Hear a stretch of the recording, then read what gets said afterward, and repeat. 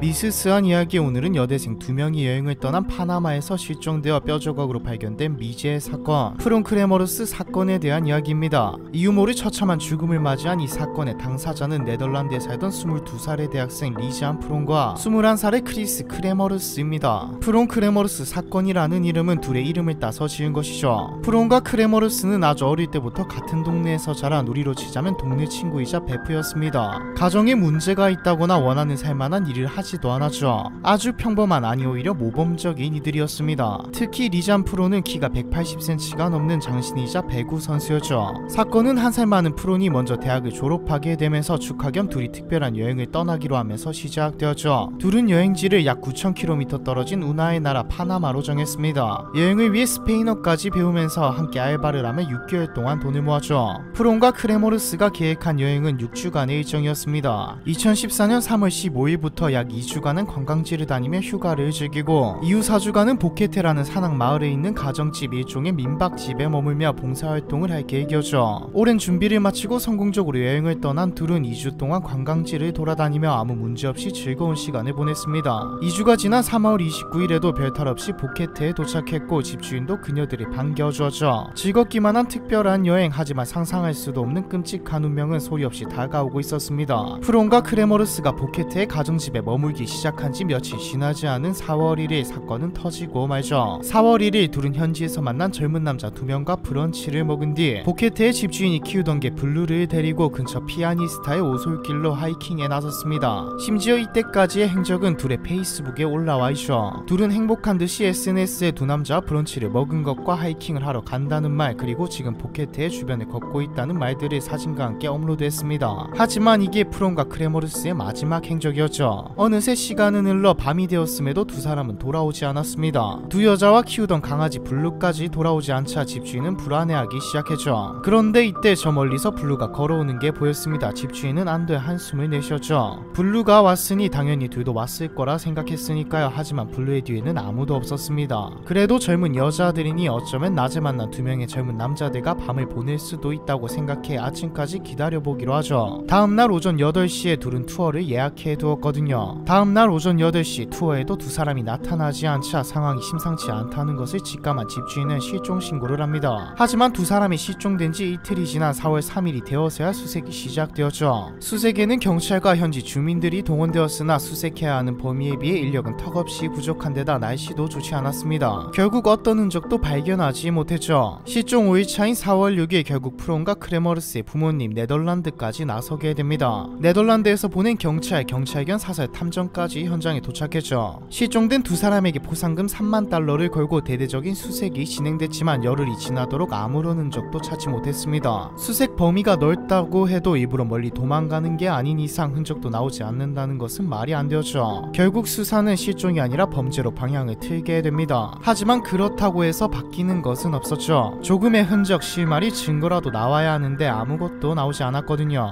그렇게 시간은 하염없이 흘러 두 사람이 실종된 지 10주가 지나게 됩니다. 이때 기적처럼 프론의 흔적이 발견되죠. 이제 사건이 풀리기 시작하는 걸까요? 아니요, 오히려 사건은 공포와 미궁으로 빠지게 됩니다. 수색을 시작한 지 10주가 지난 어느 날 현지인 여성이 강둑 옆에 논에서 실종당해 프론이 메고 있던 청색 배낭을 발견합니다. 그런데 이상한 점은 가방은 방수 제품도 아닌데 10주가 흘렀는데도 상태가 멀쩡했고, 가방 속에 들어있던 현금 83달러, 여권, 물병, 카메라와 두 사람의 핸드폰, 속옷 2벌 모두 상당히 깨끗한 상태였다는 것이죠. 게다가 이 가방을 주운 여성은 전날에는 배낭이 없었다가 오늘 갑자기 나타난 것이라고 말했죠. 그러니까 누군가가 가방을 보관하고 있다가 논에 버린 것이라는 추측이 아니라면 불가능한 상황이었습니다. 경찰은 실종 경로를 얻기 위해 두 사람의 휴대폰부터 조사해보았습니다. 크레머루스의 핸드폰 기록에는 4월 1일 오후 4시 39분에 처음으로 112에 통화를 시도한 기록이 있었죠. 하이킹을 시작한 지 3시간 정도가 지난 시점에서 이미 구조가 필요한 상황이었다는 걸 의미했습니다. 하지만 전파 수신 문제로 연결되지 않았죠. 진짜 공포스러운 것은 사진이었습니다. 실종 당일인 4월 1일에 촬영된 사진에는 아무 문제가 없었지만 4월 8일에 찍힌 사진들은 혼돈 그 자체였죠. 새벽 1시에서 4시 사이에 약 2분 간격으로 90장의 사진이 찍혀 있었는데 이상하게도 대부분은 플래시를 터뜨리며 허공을 찍은 사진들이었습니다. 그래도 이건 좀 설명이 됩니다. 사진을 찍을 때 잠깐 빛나는 플래시로 어둠을 비추어 이동했다로 어느 정도 설명이 되죠. 하지만 사진첩에는 허공을 찍은 사진만 있는 것은 아니었습니다. 빨간 비닐봉지가 휴지가 걸린 나무 장가지, 관자놀이에서 피가 나는 것 같은 크레머르스의 머리, 도리의 휴지와 거울 등 왜 찍었는지 짐작하기 힘든 사진만이 가득했죠. 이동이 목적이 아닌 피사체를 두고 찍었다는 말인데 마치 일부러 공포스러운 분위기를 연출한 듯한 사진들이었습니다. 경찰은 가방이 발견된 곳을 중심으로 수색을 이어나갑니다. 얼마 지나지 않아 배낭이 발견된 장소에서 몇 킬로미터 떨어진 바위 위에서 지퍼가 채워져 있고 곱게 개어진 크레머르스의 반바지가 발견되죠. 아니, 바지는 도대체 왜 벗었고 왜 지퍼까지 채운 채 곱게 벗어놓았는지 사건을 수사하는 수사관들마저 공포와 두려움이 느껴질 정도로 이상한 것들 투성이었습니다. 그리고 얼마 가지 않아 결국 프론과 크레머르스의 유해도 발견됩니다. 가장 먼저 발견된 것은 골반뼈와 부추가 심겨진 발이었죠. 몸 전체가 아닌 일부분만 발견된 겁니다. 이후 배낭 근처 강둑을 따라 흩어진 두 사람의 33점의 뼈도 발견되었죠. DNA 감정 결과 프론과 크레머르스의 DNA와 일치한다는 결과도 나왔고요. 여기서 이상한 점은 프론의 뼈에는 피부 조각이 붙어 있었지만 크레머르스의 뼈는 이미 백골화가 진행되고 있었다는 점입니다. 동시에 사망한 게 아니라는 말이죠. 크레머르스가 프론보다 먼저 사망했을 것이라는 추정 이외에 수사에서는 아무것도 밝혀지지 않았습니다. 파나마 수사 당국은 이들이 하이킹 중에 경로를 이탈하여 조난을 당했고 구조 요청도 닿지 않아 자력으로 탈출을 감행했다가 부상을 입고 정글 속에서 죽음을 맞이했다고 결론지었죠. 사건은 신속하게 종결되고 맙니다. 여러분도 생각하실 겁니다. 이상하죠? 단순히 조난을 당해 죽었다고 하기에는 이상한 점이 한두 개가 아닙니다. 가장 먼저 앞에서 나왔던 배낭과 흩어져 있는 뼈, 그리고 바지와 사진도 설명이 쉽지 않죠. 배낭은 조난자의 것이라고는 믿기 힘들 만큼 깨끗한 상태였고 무엇보다 갑자기 논에서